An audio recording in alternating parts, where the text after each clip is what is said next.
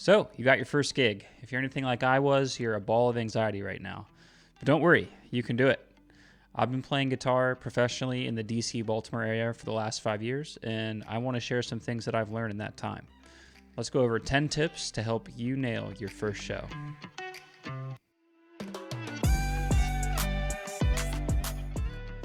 Tip number 1. Create a playlist in your music listening platform of choice of all the songs you need to learn, and ideally in what order you'll be playing them in. Sometimes if I have to learn a lot of songs, I will even make a spreadsheet with every song so that I can add notes beside each one of things I might need to remember.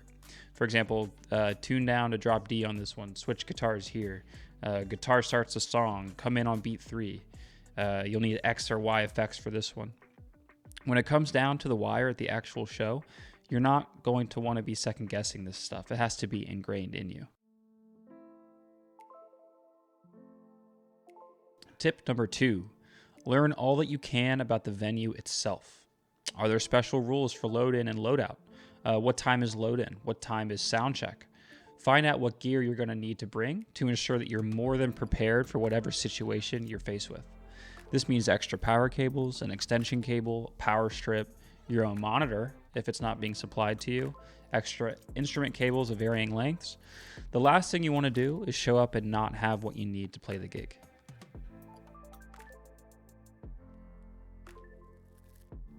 Tip number 3, if time allows for it, learn the songs by ear. I'm of the belief that tabs are very bad for you in the long term and are often not even correct. If you learn everything by ear, preparing for gigs is going to get easier and easier. Your ears will begin to pick up patterns within music that will help you to streamline the song learning process more and more as you improve.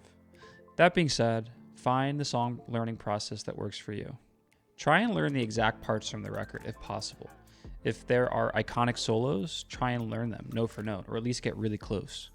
Many bands like to stretch out sections in songs to pad time, and if you're on guitar, for example, you'll probably be expected to take extended solos. You may want to be prepared for these solos on multiple songs, so come up with some ideas now before the gig. And if you have the means, it can be helpful to use a tablet to organize notes, chord charts, lyrics if you're singing, and set lists. I often use a mic stand tablet mount so I have easy access to this stuff mid-gig.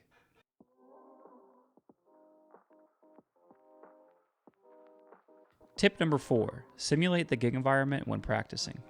Once you have all the songs learned, it's time to go through the motions. Get your set list ready to go, stand up out of your chair, and play along. The goal here is to get as close to a one-to-one recreation of the gig environment that you can. Try and find a version of the song that's missing your instrument. These versions don't always exist, but when they do, it can be really useful. Lay out all your gear, and I say stand up off your chair because sitting down and playing can alter how your instrument feels in your hand. I'm assuming you're not playing drums. With guitar, it can be harder to see your fretboard standing up. It can alter how your wrists are angled over the fretboard and the bridge. You don't want to surprise yourself the day of the gig with this stuff. One thing I do to help alleviate this is to adjust my strap so that it's the same height on my body standing up as it is sitting down. Yeah, you might not look as cool, but do you want to look cool or do you want to sound cool? Tip number 5, rehearsal is not practice time. If the band you're playing with does plan on rehearsing, treat rehearsal as the time to bring all the parts together. Again, rehearsal is not practice time. This is not the time for you to learn your parts. Rehearsal is for tightening up arrangements, song form, vocals, etc.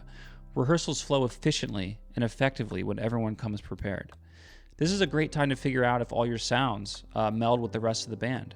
Maybe you had too much delay planned for that one song or too much overdrive for another.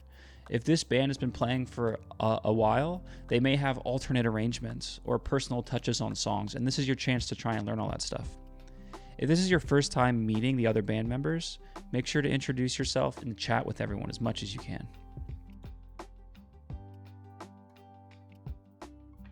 Tip number 6, show up super on time. In fact, show up as early as you can. For the first time that I play with a band, I try to arrive around 30 minutes early. Load-ins for venues can be unpredictable, finding parking can be difficult, finding where you're even supposed to go can be difficult, even if your GPS makes it seem as if it'll take you right there. When you show up, communicate with your band leader to make sure you can start loading in gear, because some venues don't allow bands to load in until a certain time or until certain conditions are met inside the venue. If you can load in, ask your band leader where they would like for you to set up. If you get your gear loaded in and set up, ready to go, and you find yourself with some downtime, ask your bandmates if there's anything you can do to help. Drummers especially always appreciate a helping hand during load-in. If your band leader is supplying the PA, help them carry it in. This sort of thing is not always expected, but it's always appreciated, and I promise it will go a long way for you. Tip number 7, no noodling. Whether it's rehearsal or the gig itself, after setting up your gear, do not noodle around on your instrument. This is very unprofessional, but more common than you would think. Just resist. I know it's hard, but set up your gear, test everything to make sure it's all working.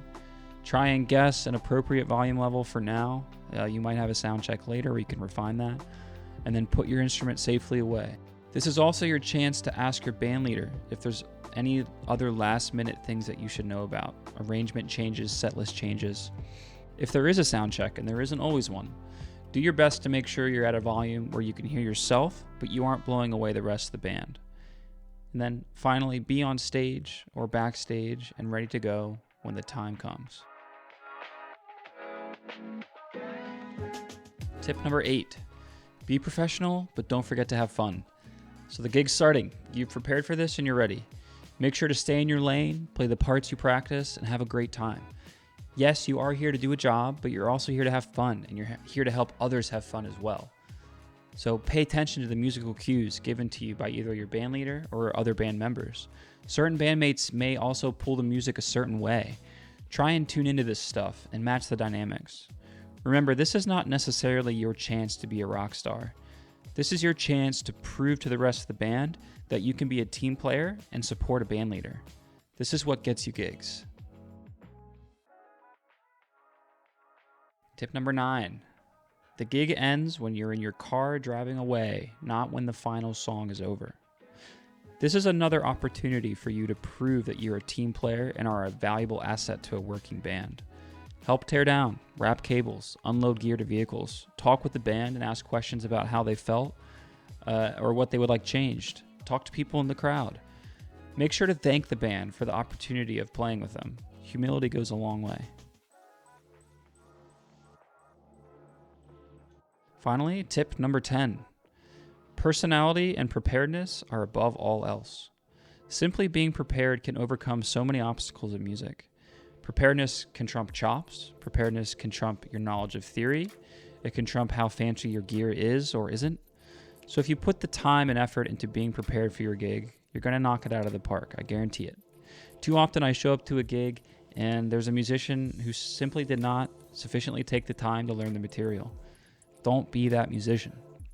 Additionally, when you play music with people, you naturally spend a lot of time just socializing with them. If the hang is good, bands will want to hire you again. If you're fun to be around, or at the very least, pleasant to be around, that can make a big difference to the band. I hope these tips can help you on your first gig. I know that it's nerve-wracking, but this is an exciting moment for you, and I know you can do great. Put the work in, be a good hang, and be prepared, and it will all go smoothly.